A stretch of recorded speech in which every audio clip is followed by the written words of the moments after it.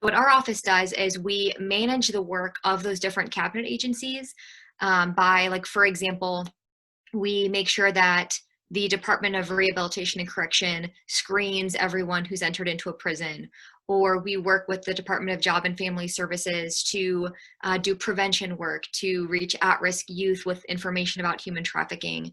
So it's very just kind of a 20,000-foot view of the trafficking response in Ohio. And by nature of that, we also provide a lot of community education and trainings, capacity building activities. We work with the grassroots coalitions around the state.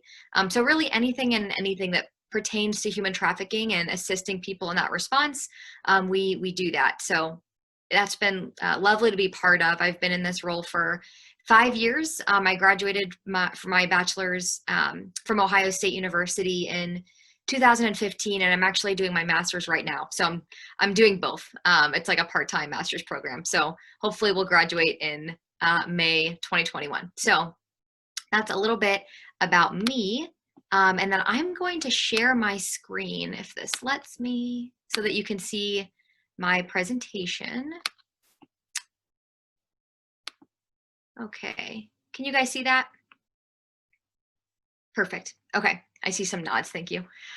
So understanding and responding to human trafficking in Ohio. What I'm hoping that we'll do in the next just like 30-ish minutes is go over the definition of human trafficking so that we just get an understanding of what it is in terms of like the legal definitions. I'll go through some statistics and numbers as they pertain to Ohio. I'll go through some sample cases, signs and indicators for what to look for, and then briefly touch on Ohio's overall response efforts. It's a lot of heavy content, so I apologize. Human trafficking is a dark topic, and so I'm grateful for the opportunity to speak about it. And at the end, there is definitely space for kind of a hopeful response. That there's a lot of just awful stuff going on in Ohio and around the world, but there's a lot of opportunity for us to intervene in that work of justice, and a lot that has been done to date, which is encouraging. So this is the bare bones definition of human trafficking. It's a crime in which people profit from the control and exploitation of others. And so it's often referred to as the compelled service of others for profit. And so essentially traffickers are compelling the service of victims so that they can earn something of value. Sometimes that's money, sometimes that's rent, sometimes it's drugs. In Ohio, we often see drugs as that form of profit, where a trafficker will compel the service of a victim so they can get drugs for that. So it's really anything of value. And legally, we define the word compelled in a very specific way. A trafficker, in order to compel a victim, would use elements of force, fraud, and coercion. And so then a trafficker is using force, fraud, or coercion to compel the service of victims so that the trafficker would receive something of value. And this is a helpful breakdown just of the federal law. For a crime to legally rise to the level of human trafficking, it must include an action, a means, and a purpose. And so the action would be that a trafficker would knowingly recruit someone, harbor, transport, provide, obtain some person or some group of people by means of force, fraud, and coercion, so that victim's will is overcome by those elements, for the purpose of either commercial sexual exploitation or forced labor. And that's where we see the two different types of human trafficking. You may have heard of one of the other or both, but there is sex trafficking and there's labor trafficking. The legal elements of the crime are pretty much the same. The difference is, what is that person being compelled to do? Are they compelled to perform commercial sex acts, or are they compelled to perform forced labor? Sometimes someone might be compelled to do both, in which case they'd be a victim of both sex trafficking and labor trafficking. But those are the key elements of the crime. And then when we're talking about minors or anybody under the age of 18, you do not need to prove that the child was forced into commercial sexual exploitation. If there's a minor who is engaged in commercial sex acts, law enforcement does not need to show that someone forced them to, or coerced them to, or there was some element of fraud, because kids can't consent to sex, and so certainly they can't consent to commercial sex. It's essentially the federal government's way of saying there is no such thing as a child prostitute. That kiddo would be a victim of human trafficking. So I wanted to touch briefly on just what what force, fraud, and coercion look like, there's a lot of public awareness campaigns and a lot of images that show very overt images of force. There's a lot of images that show, you know, kids being kidnapped, thrown into a van, or like vans that sit outside of Walmart and wait for people, or images of people with ropes around their wrists. There's a lot of this kind of very dramatic imagery that makes it a bit more sensationalized and actually pretty inaccurate for what it looks like. And so force, fraud, and coercion are actually really hard to identify, which is why we don't have a ton of state level human trafficking prosecutions, because proving these elements are challenging. And we'll get into why that is. But force, so a trafficker might use physical assault, sexual assault, or confinement to control victims. So for example, there could be somebody who is working a job in a hotel and hospitality as a subcontractor. Let's say they're from a different country, they're not getting paid fairly, and they tell their boss, hey, I quit, I'm not gonna work here anymore because I'm not getting paid. And then the boss physically assaults them and says, if you leave this job, I'm going to hurt you, I'm gonna hurt your family. And they actually exert physical force on them to keep them working in that job. That would be an example of a trafficker using force to compel the free or cheap labor of somebody else. But you and I might not see that. If we're in a hotel, we may or may not see the exploitation of workers, particularly if they're subcontractors in the hotel, may not even be aware of what's happening. So force, though it is overt force, oftentimes it is not necessarily seen to you and me. And then fraud, also really difficult to identify. That is an act of deception with criminal intent. And so we see this a lot with foreign nationals. There is one example of somebody who originally was from India, and he was recruited for a job in Cincinnati, Ohio as a project manager, told he would make $75,000 a year. He had his master's degree. So he brought his wife and his 2 kids to the US, all on legal visas. He had the H-1B visa. His wife had like the stay-at-home mom equivalent visa. They all came and lived in Cincinnati. And his employer said, hey, let me hold on to your documentation. It's not safe for you to have that and carry it around. So I'll make sure it's safe. And so at that point, it's like you just get to the US, you have this element of trust with your employer. And so he gave his documentation to his employer. And then at that point on, the employer said, actually, you're going to be working in this restaurant. Instead of a project manager, you're going to live in this apartment, this empty apartment building next door. And also your wife is going to have to work. And at that point, if he says no, the employer's like, well, you're actually illegal. And so if you tell anyone what's happening, you're going to get deported and you're going to go to jail. And so he's terrified, and he and his wife are working in fear. They end up making $0, working 7 days a week for 2 years. And when they did ask the employer for their paycheck, he laughed and said, what paycheck? Like, you owe me thousands of dollars. It cost me this much to feed you. It cost me this much to house you in the apartment next door. It cost me this much to get you into the United States. And so essentially he created what the federal law calls a debt bondage that traffickers often use in fraud schemes, which is they create this giant fake debt that they know the employer will never be able to pay off. And so they have this indefinite, cheap or free labor because that person's going to feel honor bound to pay that off. One, he's been threatened with deportation and jail, all these things. So while none of that was legitimate and true, he was able to get free labor from him for 2 years because of that fear that he created. The good news is he ended up getting help. The Department of Labor helped him, and he is now on the President's U.S. Advisory Council to combat trafficking in persons, which is really cool. So he's part of the federal response at this point and advises Congress and federal cabinet agencies on how to respond to human trafficking, and helps out our task force quite a bit. So a good story, but definitely a tragic example of traffickers using fraud. And then coercion. That's really hard to identify. That is just the threat of serious harm against any person, or the threatened abuse of the legal process. So that doesn't even require any element of physical harm. I've never talked to a survivor of trafficking who didn't experience physical harm, but for a crime to legally rise to the level of trafficking, they would just need to threaten. And so force, fraud, and coercion, this really helps explain the difference between human trafficking and other crimes. So I think one common question is, what is the difference between prostitution and human trafficking?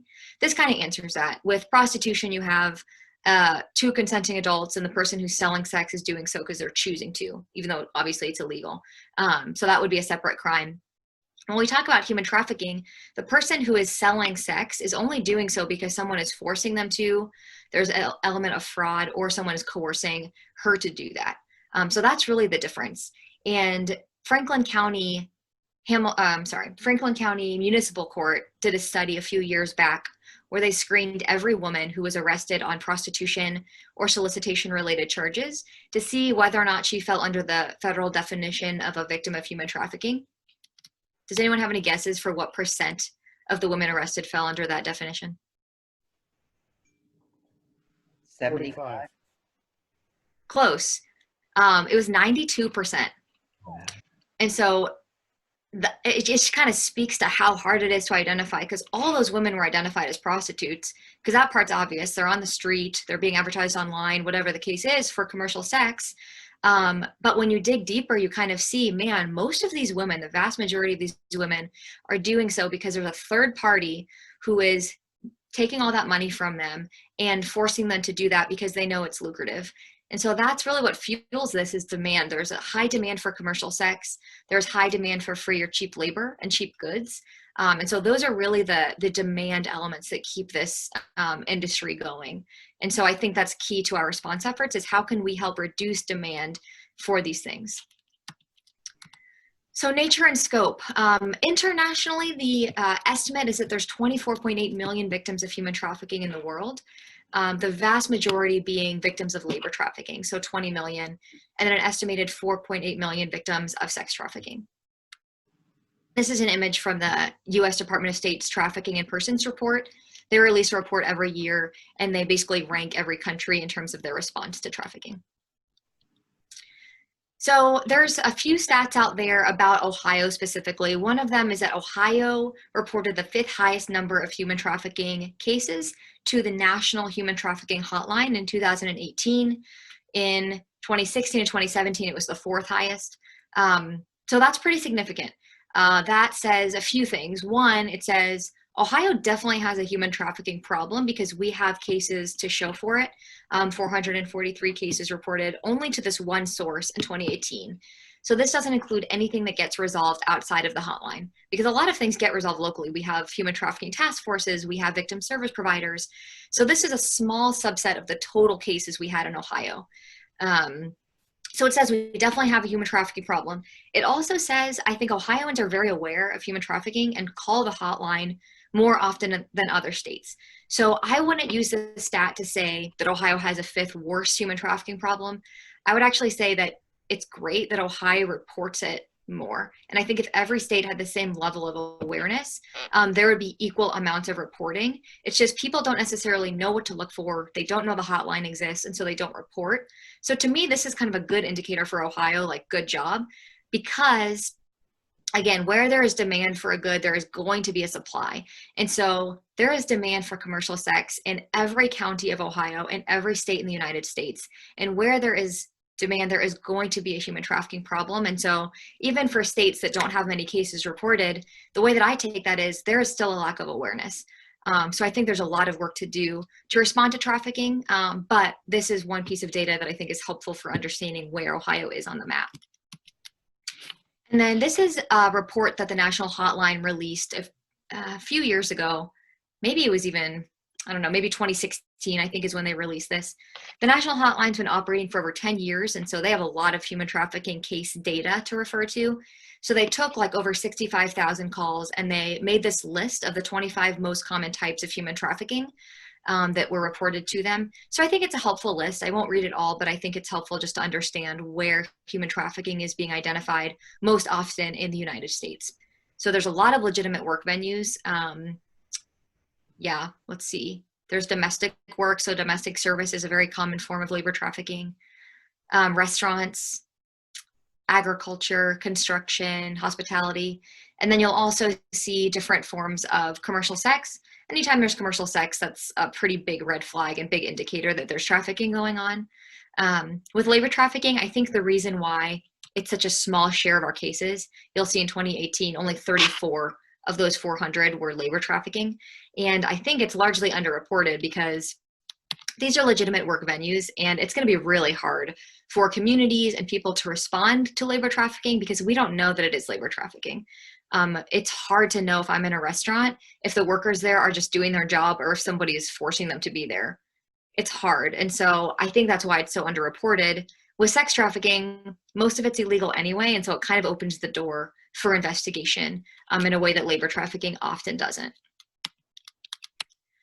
So who are traffickers? The point of this section is just to say there is no profile for a trafficker. In Ohio, traffickers have been pimps, so kind of that pimp-controlled prostitution model where one, typically a man, controls one or many females, adults and minors, and basically uses threats and violence to get them to perform commercial sex acts so that he can make a ton of money. There's different stats out there about how lucrative that is, so I don't want to say any with complete certainty, but some that I've heard is that a trafficker could make $250,000 off of one person in 1 year. And oftentimes traffickers are trafficking more than one person.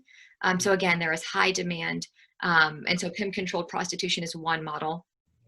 Parents, which is a really, really sad result of the drug problem that we have. And I have a sample case that I'll talk about to get an understanding.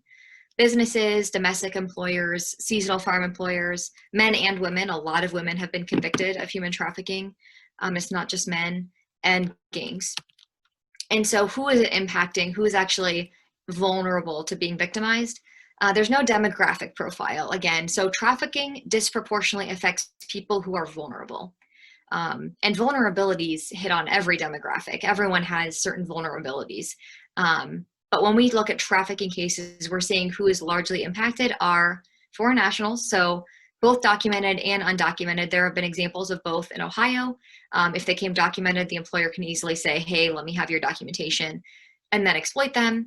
Undocumented, step one is already taken care of, and employers can then force that person to work, use violence and threats to keep them working. And then runaway and homeless youth, I can't overstate how vulnerable that group is. And again, when I talk about prevention work, I think that is critical, is how we invest in and build into kids who are at risk and give them social supports and be examples and just mentors for those kids, because they are incredibly vulnerable. Again, trafficking doesn't usually happen via kidnapping. Law enforcement will always say none of our cases are kidnapping related. We get those tips all the time. They are not trafficking cases, because you can only control someone so long if you kidnap them and they don't know who you are. They're going to try and get help from law enforcement. They're going to ask for help from somebody. But traffickers intentionally look for kids who have vulnerabilities. And so runaway and homeless youth often are running away from something at home: sexual abuse, physical abuse, neglect. And so traffickers look exactly for that vulnerable kid. Then they come alongside them and they meet all of their needs. They meet their emotional needs. They meet their physical needs. They let them sleep in their apartments. They buy them food. They buy them clothes. Traffickers look for that 14, 15, 16-year-old girl who is out on her own, who knows that she has had a life of abuse, who doesn't have a supportive family, and he tells her, you're really beautiful. You're really smart. And if that 14-year-old girl has never heard that before, that is filling all kinds of emotional vulnerabilities within her. And so that is how traffickers then create that latch and that control. That girl, after however much time, is probably not running to law enforcement for help because she's in love with this guy who builds this trusting relationship with her starting at that very young age. We would call that a trauma bond or stockholder syndrome that starts at that young age. And that trauma bond is incredibly strong because he comes alongside, he meets all those needs. And then eventually he'll say, hey, you know, I've bought you so many things this month and I'm having a really hard time paying rent. I spent all of my money on you. If you could just strip this one time, or if you could have sex with this one person this one time, it would help me out so much. And at that point, she might do it because she's trying to please this guy. He's the only person, as far as she's concerned, that's provided for her, that cares for her. Or she might not and say, absolutely no way, in which case he could become very violent. Again, I've never met a trafficking victim who didn't have violence as part of her story and part of her experience. And so this often starts at a young age. And so by the time that woman is out on the street by age 30, 35, 40, she's addicted to drugs, she's being arrested for prostitution and seen as a criminal, when really the beginning of that story and the rest of that story was really a story of sometimes a man, sometimes a woman, who saw her vulnerabilities a mile away, came alongside her, built a relationship so that he knew that she wouldn't leave, and then makes a ton of money off of her for an indefinite amount of time. And that is the story of so many survivors of sex trafficking in Ohio. So again, hugely vulnerable population, and I can't stress that enough. Individuals with drug addictions is very vulnerable. So again, traffickers could look for adult women who already have drug addictions, and then if they're able to give them drugs, if they're able to deal drugs, then they're able to control them in a lot of ways. And so if there's a woman and she's addicted to heroin and the trafficker is dealing heroin, he could tell her, hey, you can't get your next fix until you bring in this much money by performing commercial sex acts. And so there have been a lot of cases that look just like that in different parts of Ohio, where traffickers use drugs to control victims and to continue making money off of them. People with developmental disabilities, the first successfully prosecuted labor trafficking case in Ohio was a woman who had a developmental disability who was trafficked by a couple to be a domestic servant in their home. So that is a vulnerable population as well. A history of sexual abuse, of course. So again, there's no demographic profile: men, women, adults, children, Black, white, foreign national, domestic. Vulnerabilities don't discriminate. Vulnerabilities hit a lot of different groups of people, but vulnerabilities are really that underlying common denominator. So I wanted to run through a few sample cases quickly just to give a picture of like how diverse these cases are. This is an example of labor trafficking from a few years ago. You may have heard this, where Guatemalan adults and minors were recruited from their home country in Guatemala and told they would have these jobs in the US so the kids would have the opportunity to go to school. So the adults are smuggled into the country illegally, and then the kids are told to cross the border as unaccompanied minors because they knew that the federal government would apprehend them and then place them with placements in the States. So the traffickers ended up submitting falsified documents to the federal government, got custody of those kids, and then ended up trafficking all of them on egg farms in like Croton and Marion, and would force them to live in these dilapidated trailers with no running water, just really bad living conditions, and would drive them to and from work every day and to work on these farms. Kids were not going to school. And eventually one of the kids was really brave and called his uncle, who lived in Florida. His uncle reported it, and subsequently there was a big investigation from the U.S. Attorney's Office of the Northern District, and a whole bunch of people have been convicted on human trafficking at this point, which is great. Convictions still keep coming out. This was a 2015 case. Someone was convicted, I think, maybe a few weeks ago, or maybe last month at this point. So this is pretty ongoing. This is an example of sex trafficking of a minor from Toledo. This was a case where, again, it was a runaway kiddo who was recruited via social media. And so traffickers often at this point are using social media to recruit victims. And I can provide resources if anyone's interested on like protecting kids online. It's, I think, just helpful, especially during quarantining, for kids being on the internet a lot, just having an understanding of guidance and like guidelines for staying safe, because traffickers are looking to recruit kids who look vulnerable. And so he met this girl over social media.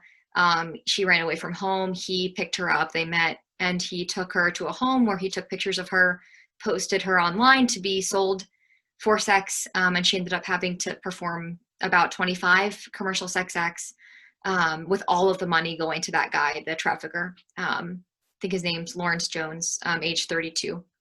And so he was sentenced to 35 years in prison for sex trafficking charges. Another just really sad case, this is from Cincinnati, where a mom essentially was the trafficker. The mom was addicted to heroin, and so the mom would give her daughter to her drug dealer. Drug dealer would abuse her 11-year-old daughter, and the mom would get heroin for that. I mean, that's as, you know, as dark and ugly as you can imagine. The mom was sentenced on trafficking charges. She was sentenced to 51 years to life in prison for trafficking her child. And so that's where drugs as a form of profit, on that first slide we talked about what profit looks like. This is an example of parents who are addicted to drugs, which we all know is a lot of the state and a big population, I mean, across the whole country. This is one of the really additionally sad intersections between human trafficking and the drug problem. It can destroy a parent's ability to protect their kid, as we see in this case and in other cases that are like it. So what can you look for? There's a lot of signs and indicators to look for. I think the best thing is just to be aware of the dynamics of human trafficking. So everything we just talked about, there isn't a perfect checklist, but I will run through some that are like from different sources that they say are good signs and indicators to look for. So common work and living conditions, the individual in question is living and working in the same place.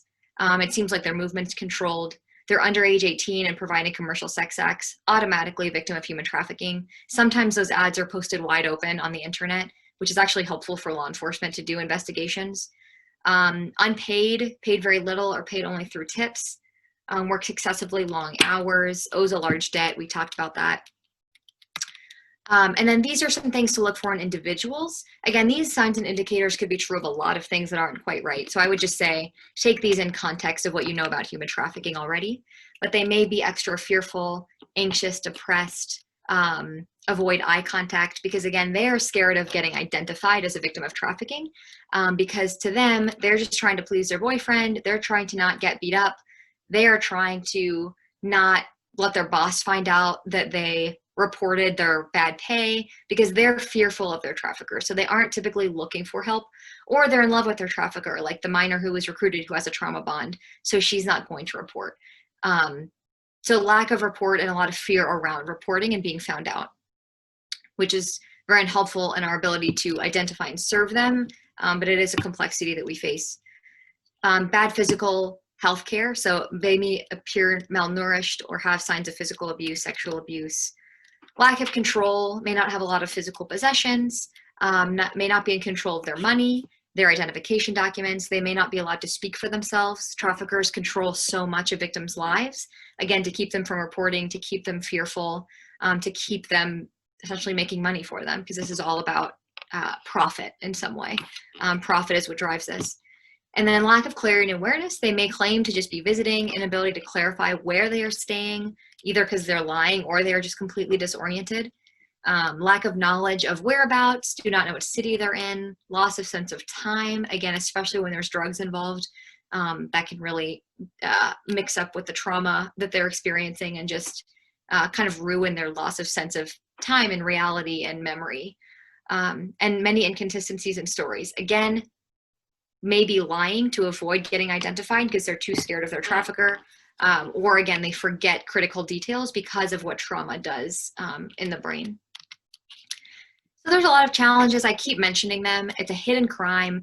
Again, victims do not self-identify. Very rarely is somebody looking for help and saying, I'm a victim of human trafficking, because most often they are too scared of harm to themselves or their families. Traffickers have threatened them. They've threatened their families. Or they don't self-identify because they're scared of deportation, or they're in love with their trafficker because of that trauma, identify as a victim. So there's all kinds of reasons why they wouldn't self-identify. So threats we mentioned, shame, there's a lot of shame, I think just in commercial sex. A lot of those women who are trafficking victims view themselves as prostitutes, which of course has an element of shame there. Honor bound to pay off debts, like we mentioned with the debt bondage. Lack of understanding by the community.